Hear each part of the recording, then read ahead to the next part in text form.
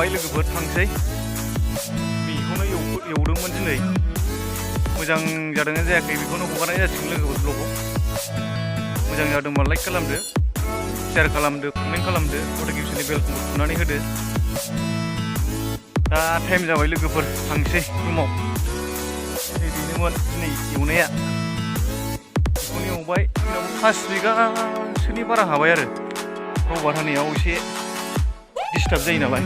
हाग्राया दा बेनि थाखायनो एवदों मेचिनजों एवफोरजोबखाबाय मेचिनजों माखासे सिखाजों माखासे दा नायलांबाय थादो लोगोफोर बेखिनियानोसै लोगोफोर थारमानि अखा हादोंमोन नालाय अखा हानायखाय रबारा हाजायैखाय दिनै हाग्राखौनो एवनाय जाबाय